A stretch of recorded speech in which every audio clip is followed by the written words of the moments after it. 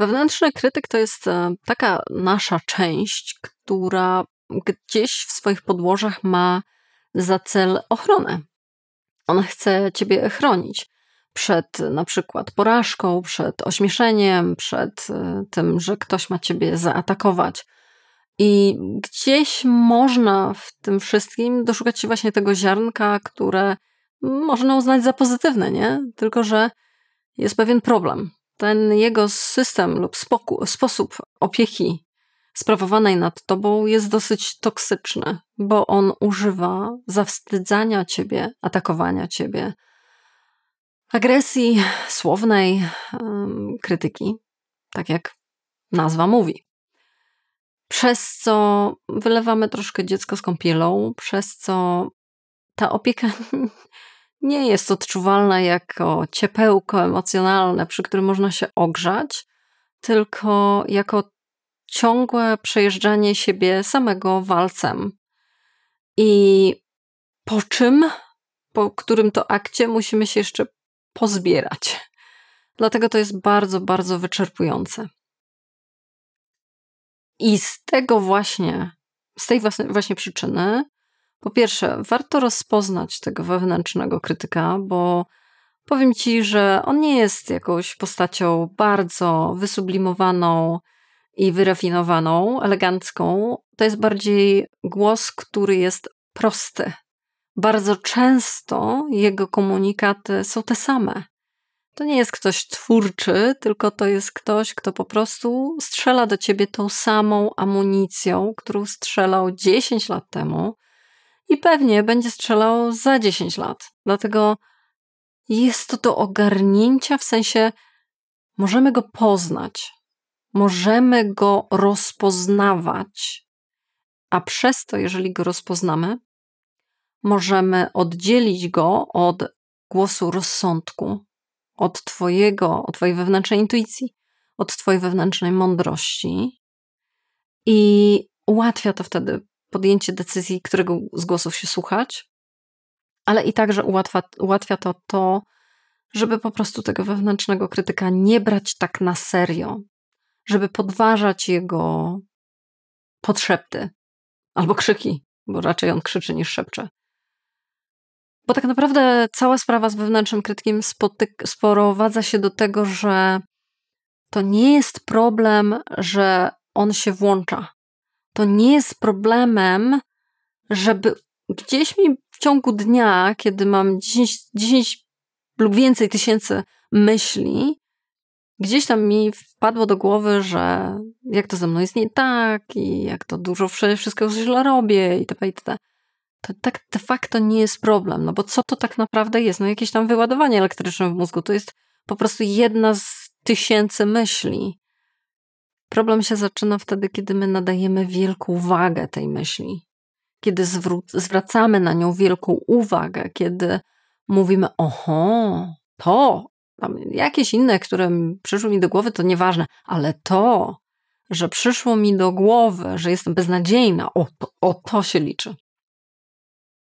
I tutaj jest problem. Tutaj leży problem, a rozwikłamy go, bądź zaczniemy to robić, bo to jest praktyka, poprzez poznanie tych głosów, dzięki czemu będziemy mogli rozpoznawać i to bardzo szybko, że to nie jest mój głos rozsądku, to jest głos wewnętrznego krytyka.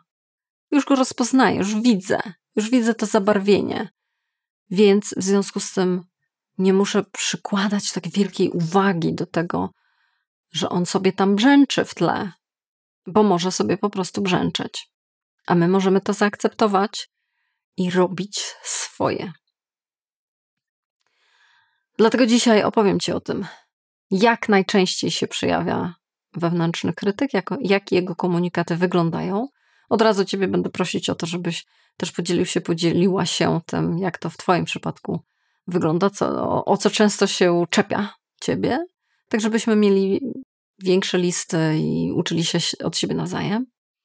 Ale i tak, że przejdziemy do tego właśnie, jak sobie z tym radzić. Co dalej?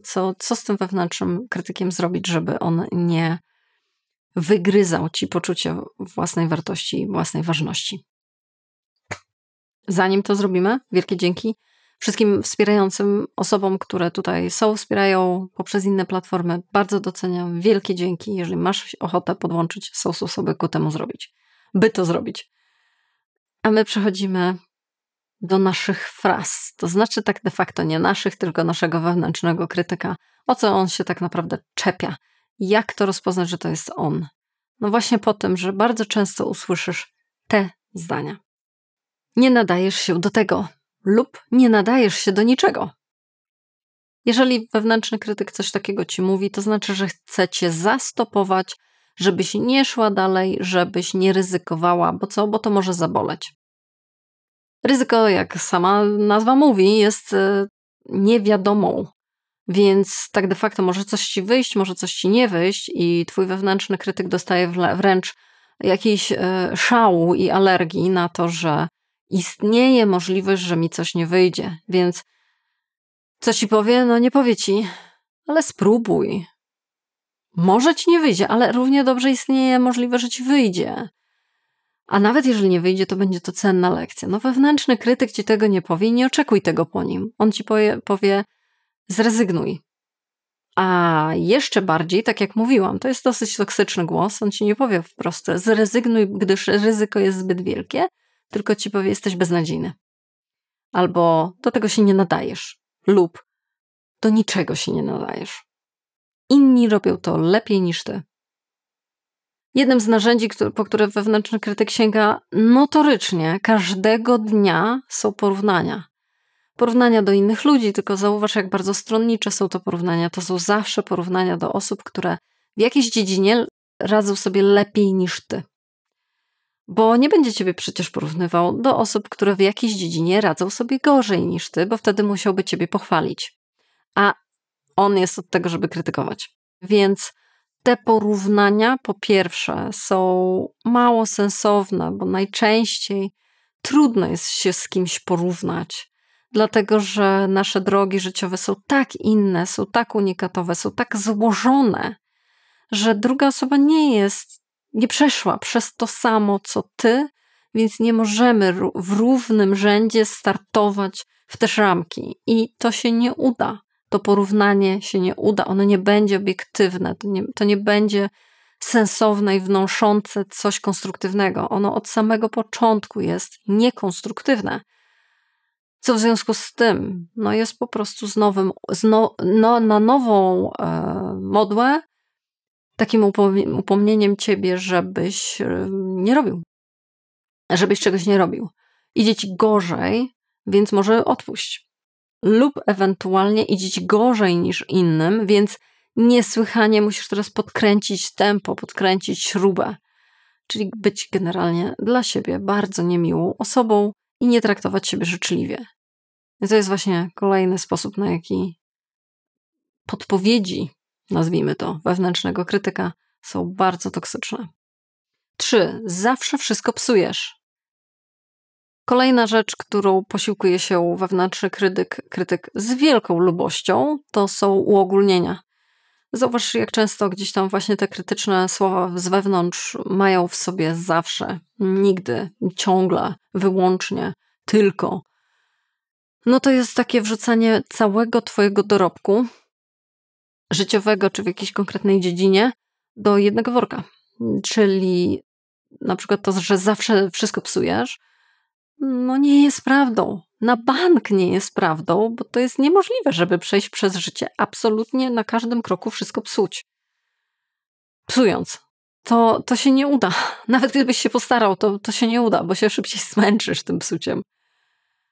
Jednak oczyma wewnętrznego krytyka tak zawsze jest. I przedstawia ci to jako taką wyrocznię. Takie zdanie, które nie potrzebuje wręcz dowodów. I jest bardzo uogólnione. Jest zbyt mocno uogólnione, żeby było prawdziwe. Jakbyś się bardziej postarał, czy postarała, to nie byłoby problemu. No i to jest kolejna rzecz, w której świetnie się porusza wewnętrzny krytyk, czyli sięga po perfekcjonizm. Perfekcjonizm staje się po prostu narzędziem w jego rękach. I tym narzędziem się po prostu nad tobą znęca. Czyli zawsze można powiedzieć, że się za mało postarałaś. Zawsze można powiedzieć, że robisz za mało. Że twoje wyniki, efekty są za małe, zbyt wolno się pojawiają. Że musi być szybciej. Dlatego, że perfekcja nie ma żadnego końca. Nie ma żadnego limitu. Bo wszystko, czego się dotkniesz, można powiedzieć, że jeszcze można coś tutaj dodać. Jeszcze można coś ulepszyć. Temu dialogowi nie ma końca. Wewnętrzny krytyk tylko zaciera łapki, używając perfekcji. Zobaczą, że jesteś beznadziejny, beznadziejna. Tak jak mówiłam, wewnętrzny krytyk to jest opieka w bardzo toksycznym wydaniu, a w związku z tym często są to uwagi, które prowokują, rodzą i dalej mnożą wstyd. Wewnętrzny krytyk ciebie zawstydza, notorycznie. Przynajmniej ma taki cel ustawiony na swoim gdzieś tam, na swoim kompasie. Czyli między innymi mówi ci to wszystko, co poprzednio, że tam jaki to ty jesteś straszny, beznadziejny i zawsze ci się nic nie udaje, ale jeszcze takim haczykiem, takim wisienką na torcie jest to, że dodaje i inni to zobaczą, i inni się o tym dowiedzą. I co to będzie za katastrofa? Więc tak jak dalej idzie mechanizm wstydu, jeżeli uruchomimy, no to będziemy chcieli się z tego wstydu zapaść pod ziemię, czyli de facto zniknąć. Czyli uznajemy, że nie dość, że tak, wewnętrzny krytyk najwidoczniej ma rację i jeszcze oni to zobaczą, więc co? Mamy się schować, mamy się ukrywać, mamy uciekać przed wzrokiem, mamy nie pokazywać tego, co faktycznie dzieje się w nas wewnątrz autentycznie, tylko mamy się chować. Robimy krok w tył. A to oznacza, że wewnętrzny krytyk zrobił swoją robotę. I ostatnie, nie masz prawa narzekać, inni mają gorzej. Gaslighting. I to jest kolejna rzecz, do której się ucieka wewnętrzny krytyk. Czyli robi ci wodę z mózgu i robi ci bardzo duży nieporządek w twojej głowie. To znaczy celowo podważa ci to kontakt z twoją rzeczywistością. Czyli na przykład, kiedy robi ci się trudno, kiedy masz jakieś obciążenia, twój tydzień jest trudny, ciężki, wyczerpujący, wewnętrzny i masz ochotę sobie odpuścić, odpocząć, zwolnić tempo, włącza się wewnętrzny krytyk i on może ci oczywiście powiedzieć masę rzeczy, między innymi to, że jaki to ty jesteś słaby, inni ludzie sobie radzą o wiele lepiej, że to w ogóle jest beznadziejne i dlaczego nie jest lepiej, bo może być lepiej, ale dochodzi do tego jeszcze właśnie ten gaslighting, który mówi, że no gdzie ty jesteś zmęczony, no gdzie ty masz ciężko, inni mają gorzej. Czyli nie daje ci w ogóle szans na to, żeby po pierwsze w ogóle przeżyć swoje własne emocje, ale też swoje własne emocje potraktować jako zdrową formę rozumienia rzeczywistości. Czyli moja rzeczywistość w tym tygodniu była bardzo obciążająca. Każdy dzień w pracy był strasznie trudny. Jeszcze potem po godzinach w domu się podziało coś mocnego. Więc to jest logiczne, że ja mam prawo odczuwać zmęczenie. Albo smutek, albo złość, albo wszystko inne. Natomiast swój wewnętrzny krytyk ci powie, to nie jest logiczne. Nie. Inni mają gorzej. Ty jakoś źle odbierasz rzeczywistość. Nie ma co narzekać. No i ty jesteś w konsternacji. Jest dezorientacja. No niby coś pojmuję oczami, zmysłami, a jednak wewnętrzny krytyk mi mówi nie. To ja źle to pojmuję. No i mamy to. Zadziałał. Mamy to. Jak widzisz, wewnętrzny krytyk ma pełen wachlarz możliwości. I co więcej, z wielką rozkoszą i z jakimś pietyzmem wręcz sobie z tego wachlarza korzysta. Pytanie najważniejsze, nie? Za 10 punktów to jest to, chyba za 100 punktów się mówi w ogóle, to jest to, że co z tym fantem zrobić? Jak sobie z tym poradzić? Kiedy on tak toksycznie w ciebie bije i atakuje cię, co zrobić? No, za chwilę ci przedstawię kilka punktów, które można zrobić. Faktycznie, one działają. To nie są metody pach, po sprawie. Nigdy w życiu nie słyszę wewnętrznego krytyka od tej pory. Tak to nie zadziała. To są jakieś cuda, niewidy. Nie idziemy tą drogą. Tak to nie zadziała. Za to, co ci da, to wejście w inną relację z tym krytykiem, czyli nadal go słyszymy, ale tak jak wspominałam, nie nadajemy mu takiej wielkiej wagi. Nie mówimy mu, ojej, wszystko co ty mówisz to jest takie ważne i ważniejsze niż to, co ja sądzę, czuję i uważam. Będziemy to odkręcać, będzie to służyć temu, żeby powiedzieć, okej, ja cię słyszę, dzięki za info, ale nara, bo jest inny głos, który słyszę w głowie i to jest głos rozsądku. Do tego będą służyć te narzędzia, ale od razu cię przestrzegam, że być może uznasz, że nie dasz rady z nich skorzystać, albo że korzystałeś, a nie za bardzo to wyszło. Jeżeli tak jest, no oczywiście, że obejrzenie filmu czasami to jest za mało, gdzieś trzeba porozmawiać mniej ogólnie, a bardziej szczegółowo o twoim życiu. Jeżeli masz taką potrzebę, zapraszam spotkania 1 na 1. To właśnie miejsce, gdzie to się często dzieje. A przy okazji jeszcze zaproszę ciebie do newslettera, w którym się dzieje dużo spokoju. Dużo spokoju, autorefleksji. Jeżeli potrzebujesz takiego miejsca, zapis znajdziesz w opisie tego odcinka. A my przechodzimy do tego, co możesz zrobić. Co możesz zrobić, żeby te kąśliwe uwagi tak mocno do ciebie nie trafiały. Pierwsza sprawa, odróżniaj wewnętrznego krytyka od własnego zdrowego głosu. Tak de facto odróżnienie wewnętrznego krytyka od zdrowego rozsądku i zdrowego spojrzenia na sytuację jest proste. To nie jest takie skomplikowane, a granica między jednym a drugim wcale nie jest jakaś tam milimetrowa. Czym to rozróżnić? No przede wszystkim tym się to różni, że głos wewnętrznego krytyka jest bardzo szeroki. To są uogólnienia, które cię nie zostawiają z żadną wskazówką. Nie gros, tylko głos zdrowego rozsądku mówi o konkretach, a nie ogólnikach i zawsze zostawia opcję, co z tym fantem można zrobić. Jakąś wskazówkę, jakieś zastanowienie się pod tytułem to co teraz? To czasami może być tylko pytanie, to nie musi być gotowa rada, tak? Nie musisz mieć wszystkich odpowiedzi, ale pytanie warto zostawić, chociażby do tego, żeby nasza machina myśląca to sobie przerobiła. I to wystarczy, żeby odróżnić wewnętrznego krytyka od wewnętrznego przyjaciela.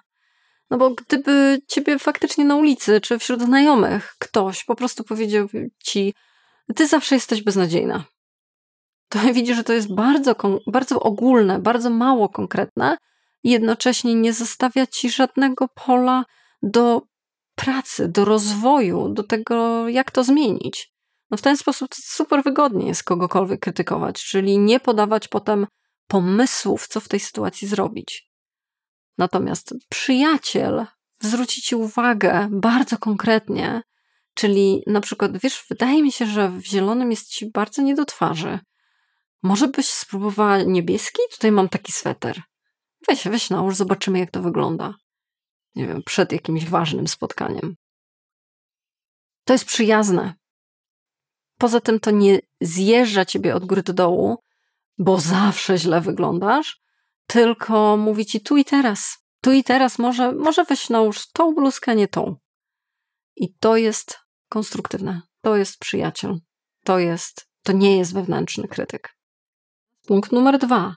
Zatrzymaj się i nazwij go.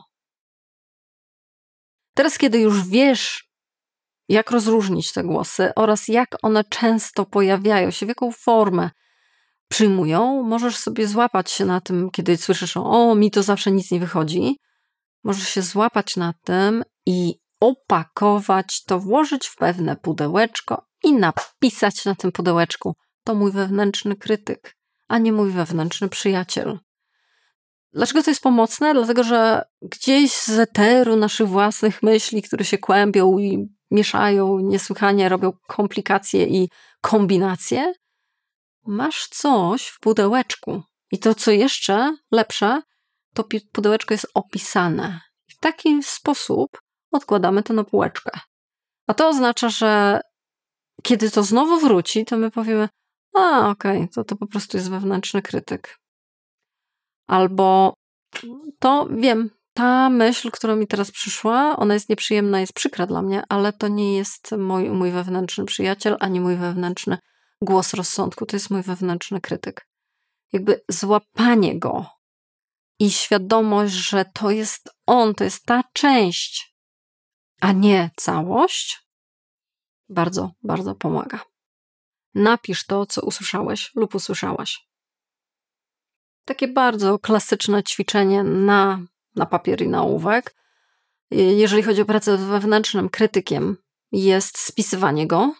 I to jest jedna rzecz, która jest sama w sobie już bardzo pomocna, bo poznajesz te mechanizmy, właśnie te wszystkie komentarze wydają się już takie rozpoznawalne. To nie jest za każdym razem na nowo siebie oceniłam, obiektywnie, tylko to te stare śpiewki, które mi wybrzmiewają w głowie i mogę je właśnie gdzieś tam odłożyć z taką etykietką.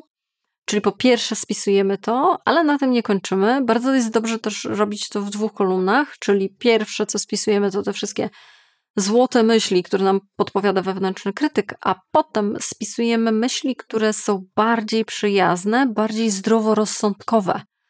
Czyli sięgamy po ten drugi głos, który jest bardziej sprzyjający dla ciebie. Czyli pierwsze zdanie brzmi: ty zawsze wszystko psujesz. Drugie będzie brzmiało: tutaj zepsułam coś, ale to jest jednostkowy przypadek. Czasami mi się zdarza coś zepsuć, tak jak każdej innej osobie. Albo: nie nadajesz się do niczego, w ogóle nie próbuj, bo to jest ryzykowne. Faktycznie nie wiem, czy mi się to uda, czy nie, ale nie dowiem się, póki nie spróbuję i nie muszę być w 100% pewny wygranej, żeby wystąpić w tym konkursie, w tym zadaniu. Albo w tym przypadku, co omówiłam, że zobaczą, że jestem gorszy, zobaczą, że jestem beznadziejny, no to mamy pierwszą kolumnę, a druga kolumna brzmi: ludzie są zajęci samym sobą. Najczęściej my najwięcej uwagi poświęcamy sobie, a nie innym. A dodatkowo porównania są bardzo nie fair. To jest zbyt duże uogólnienie, żeby było obiektywne i pomocne. No i jeszcze jedno. Rzadko kiedy ktoś z boku tak surowo mnie ocenia, jak mój wewnętrzny krytyk. Zadaj sobie to jedno pytanie. A tym pytaniem jest: czy ja w ten sam sposób bym zwróciła się do kogokolwiek innego? I to też jest taki papierek lakmusowy na to, kogo ja słucham, czy to jest wewnętrzny krytyk, czy to jest wewnętrzny przyjaciel lub po prostu zdrowy rozsądek, zdrowy głos. Mianowicie, jeżeli to, co właśnie usłyszałeś, czyli jesteś beznadziejny, jesteś gorszy niż inni, wszyscy są lepsi, nie narzekaj, bo inni mają tak a siak. Czy te wypowiedzi kiedykolwiek wysłałaś takie komunikaty do innych ludzi? A już zwłaszcza do ludzi, na których ci zależy, którzy są ci bliscy. Czy kiedykolwiek w ten sposób się do nich zwróciłaś? Bo jeżeli odpowiedź brzmi: no gdzie? No jak tak mam mówić do innych ludzi? No to by było po prostu poniżej krytyki. Jeżeli masz taką reakcję, no to namierzyliśmy wewnętrznego krytyka. Więc namierzyliśmy głos, który jest zbyt negatywny i krytyczny, żeby był wiarygodny. To jest zbyt złe, żeby było prawdziwe. I tak się przedstawia praca z wewnętrznym krytykiem. Nie mówię, że ona jest super lekka i tak naprawdę w jeden dzień, w jeden film wszystko ci przejdzie.